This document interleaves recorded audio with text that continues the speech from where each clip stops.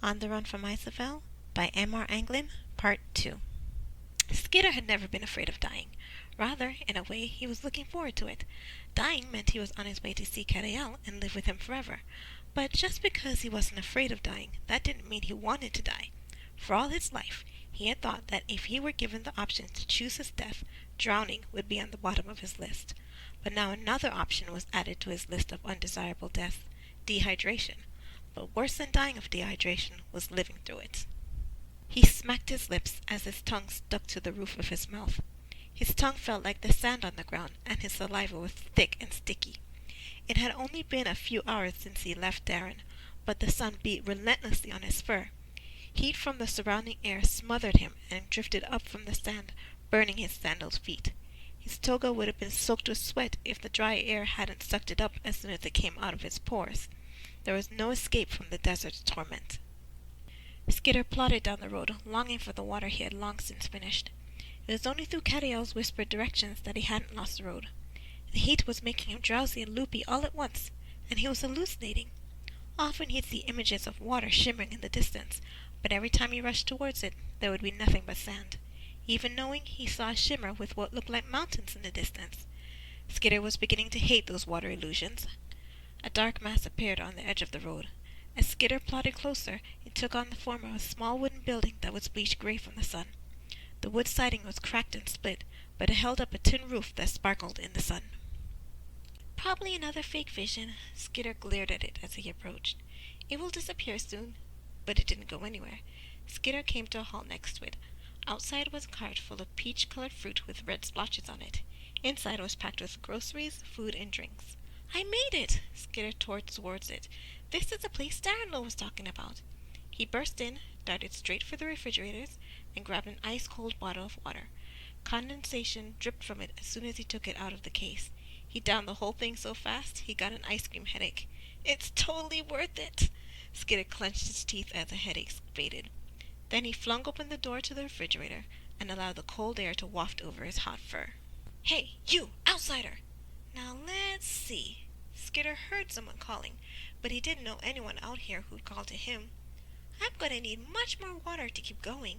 He scooped up as many bottles as he could carry. Yo, outsider! Skidder's stomach rumbled. I'm going to need food, too. He surveyed the shelves of food and caught sight of a section of nuts on display. Ooh, hazelnuts and almonds, my favorites! He glanced at his full hands and then at the nut display. I gotta put this down. He ambled to the checkout counter. The fox behind the counter stiffened his whiskers as Skidder unloaded his hands. Now Skidder knew better than to stare at someone different from him, but this brown fox had ears so enormous Skidder couldn't help it. They must have been the size of Skidder's head.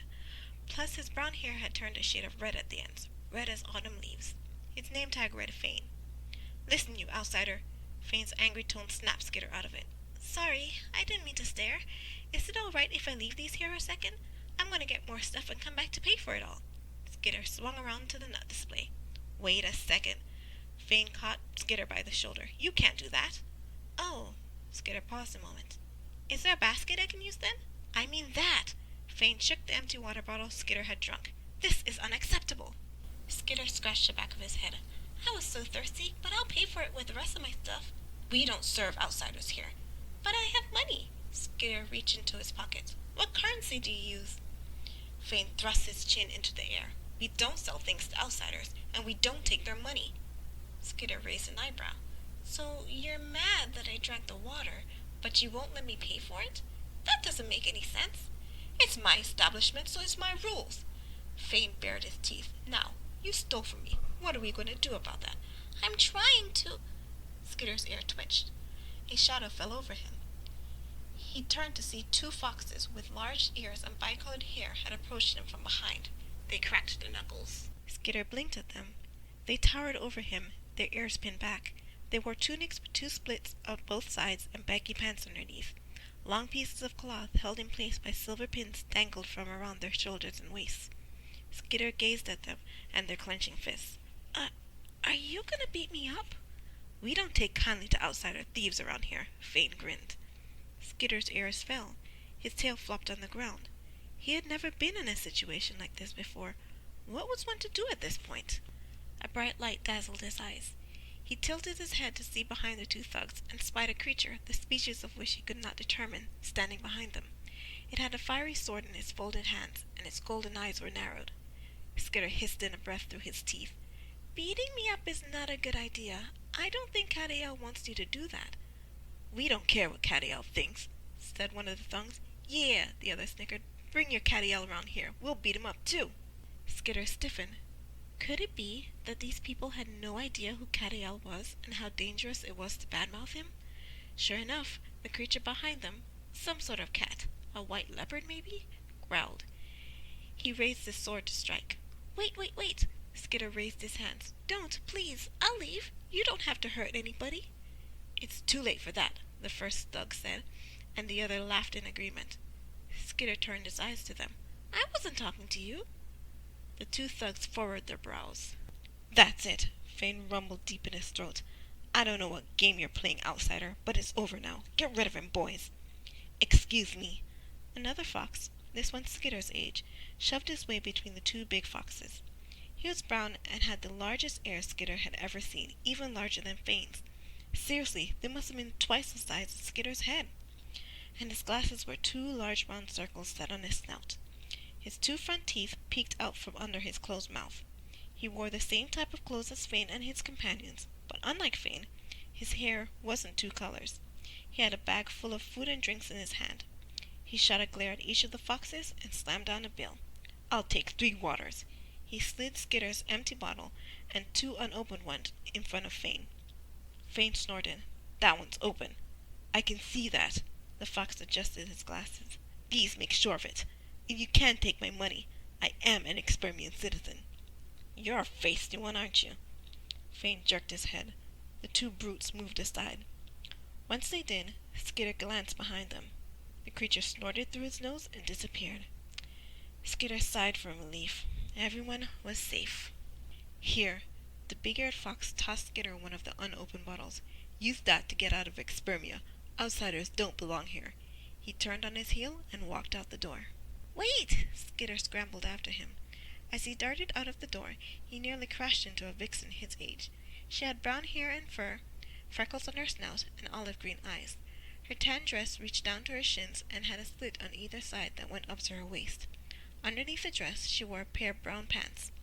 Like the other Expermian Skitter had seen thus far, she also had the same cloth hanging from her waist. They were held in place by silver pins with an engraved design on it. She gazed at Skitter with large eyes. Let's go, Shireen.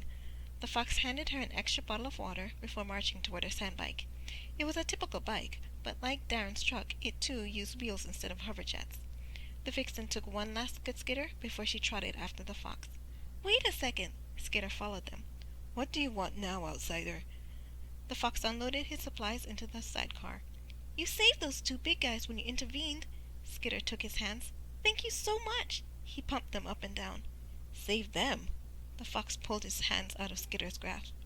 I think I saved you. The vixen, whose name seemed to be Shireen, grabbed the fox's hands. She shook her head, pointed at Skitter, and then at her eyes. She gestured and her mouth worked, but no sounds came out. What? The fox exhaled through his nose. Shireen, I don't understand you. Doesn't she talk? Skitter studied her. Shireen stiffened. She released the fox's hands, dropped her eyes, and shook her head. I'm sorry. Skitter lowered his head. We have to go. The fox stuffed the rest of its things into the sidecar. Shireen!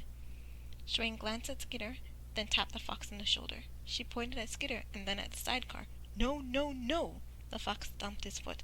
We are not taking him with us. Shireen made a gesture as if to ask why. Because he's an outsider.